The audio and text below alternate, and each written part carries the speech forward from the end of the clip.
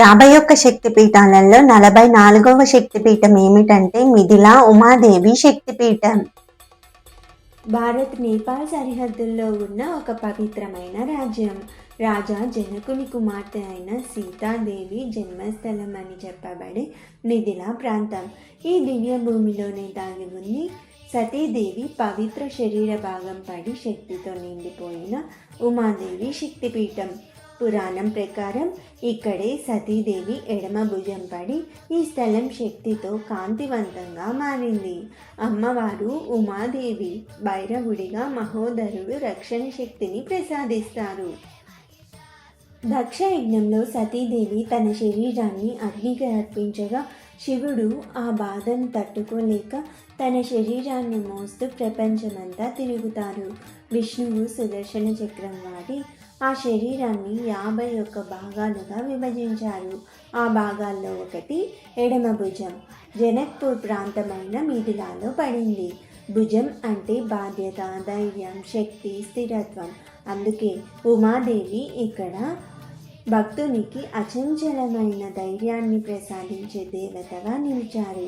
మహోదర భైరవుడు వీరత్వం, రక్షణ, శౌర్యానికి ప్రతీకగా పూజలు స్వీకరిస్తారు. మిథిలా శక్తిపీఠం ప్రత్యేకత ఏమిటంటే ఇది సీతాదేవి జన్మభూమి అయినందున దైవిక శక్తి 2 రెట్లు పెరిగిన క్షేత్రంగా భావిస్తారు. ఇక్కడ పూజించే వారికి ధైర్యం, కుటుంబ రక్షణ, శాంతి, జీవితంలో అడ్డంకులు తొలగడం అనుభవంగా కలుస్తాయని భక్తులు చెబుతారు. ఉమాదేవి ప్రసాదించే శక్తి, మాతృత్వం, స్థిరత్వం మరియు రక్షణ.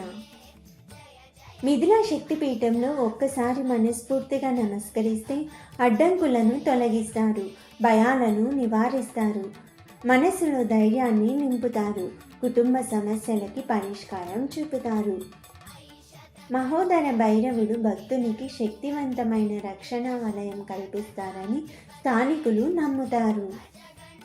సీతాదేవి జన్మభూమి అయిన మిథిలాలో ఉన్న ఈ ఉమాదేవి శక్తిపీఠం ప్రతి భక్తుడు తప్పనిసరిగా సందర్శించాల్సిన పవిత్ర శక్తి క్షేత్రం.